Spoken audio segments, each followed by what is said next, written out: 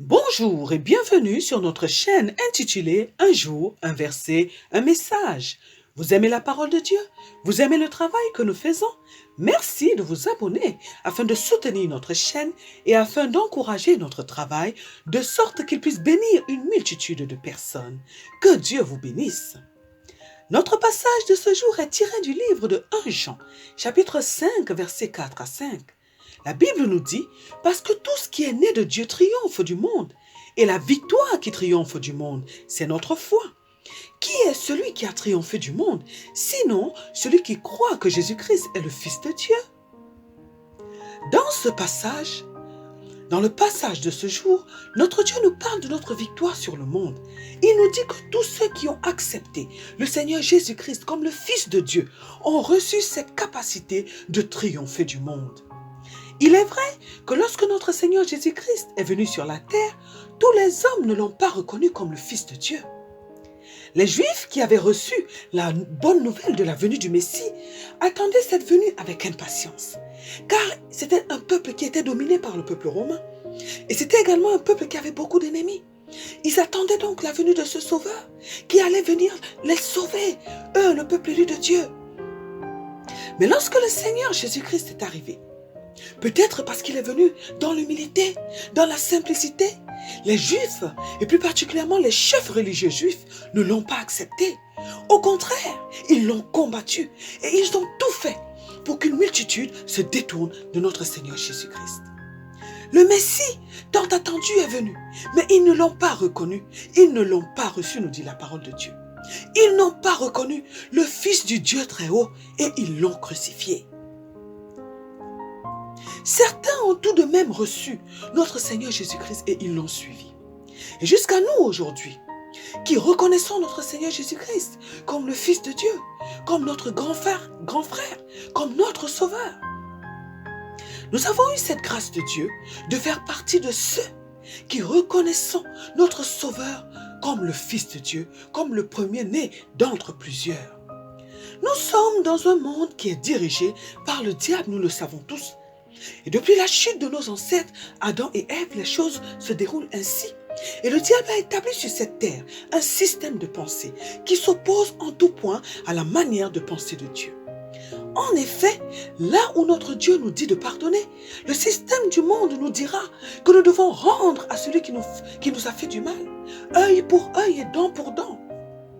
Là où notre Dieu nous dit de nous aimer les uns les autres et de les faire passer avant nous-mêmes, le monde nous dit que nous devons penser à nous-mêmes avant de penser aux autres.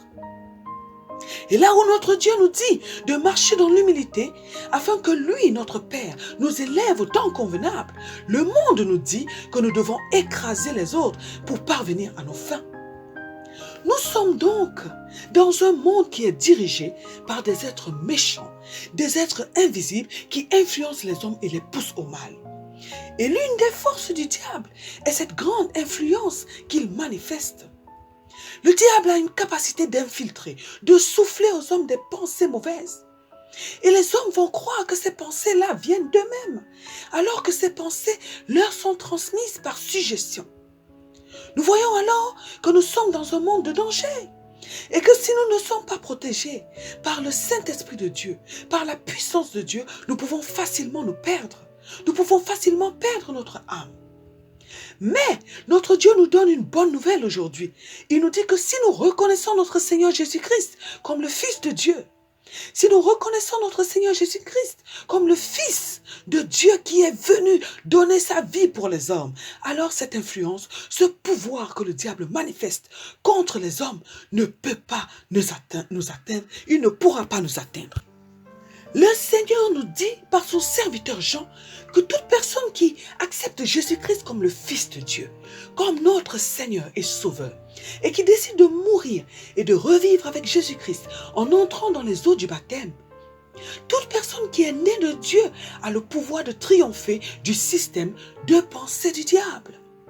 En effet, lorsque nous acceptons notre Seigneur Jésus-Christ comme notre Seigneur et notre Sauveur, nous avons le Saint-Esprit de Dieu qui vient vivre en nous, dans notre esprit. Nous passons alors par les eaux du baptême et nous mourons et nous renaissons avec notre Seigneur Jésus-Christ. Notre Dieu nous donne alors un esprit nouveau et nous vivons comme une nouvelle créature. Et c'est ce qu'on appelle la nouvelle naissance. L'homme ancien était esclave du diable et il n'avait aucun moyen d'échapper à la puissance du monde des ténèbres ainsi qu'à toutes ses pulsions. Maintenant, nous devenons des hommes nouveaux et nous recevons un pouvoir qui nous permet désormais de dominer sur le monde, de dominer sur le diable, de dominer sur son système de pensée. C'est alors que notre Dieu commence un processus de transformation en nous à travers sa parole et avec l'aide du Saint-Esprit qui est notre guide sur la terre. Désormais, nous avons le Saint-Esprit en nous. Désormais, nous avons la parole de Dieu en nous et nous pouvons alors triompher du monde. Nous pouvons triompher du système de pensée du diable. Mais c'est notre foi qui déclenche tout ce processus. Nous devons d'abord croire en Jésus-Christ comme le Fils de Dieu. Ensuite, nous devons accepter de le suivre. Et le Seigneur Jésus-Christ nous a dit que celui qui veut le suivre doit se charger de sa croix. Il doit porter sa croix. Oui, désormais, ce n'est plus notre volonté qui compte, mais celle de notre Dieu.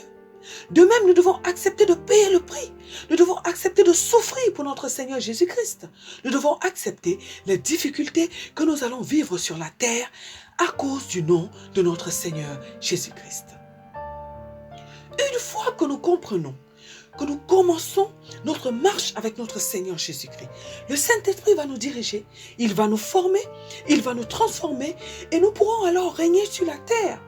Nous pourrons reprendre au diable ce qu'il nous a volé avec la ruse en trompant nos aïeux, Adam et Ève. En tant qu'enfants de Dieu, nous avons donc le pouvoir de triompher du monde. Nous savons que le combat spirituel se passe essentiellement au niveau de nos pensées. Et ce combat consiste en ce que nous ne devons pas du tout vivre selon le système du monde, mais nous devons renouveler nos pensées et appliquer ce que nous dit la parole de notre Dieu. Si le diable nous transmet, par exemple, des pensées de peur, nous devons nous rappeler ce que nous dit la parole de Dieu. Et nous devons marcher selon ce que nous dit cette parole et non selon ce que nous dit le diable. Et c'est en cela que nous disons que nous avons la foi en Dieu. Car c'est celui à qui nous allons obéir, c'est celui-là en qui nous croyons. Oui, c'est celui que nous décidons de suivre. C'est la parole de celui que nous décidons de suivre qui va déterminer celui en qui nous avons la foi. Oui, et c'est là qu'il y a un combat, parce que nous devons lutter pour faire la volonté de Dieu et non celle du diable. D'autant plus que cela heurte les sentiments de notre Dieu. Lorsque nous décidons de faire ce que le diable nous dit de faire, alors nous avons déjà la victoire sur sa puissance. En fait, nous devons comprendre que le diable ne peut rien contre nous.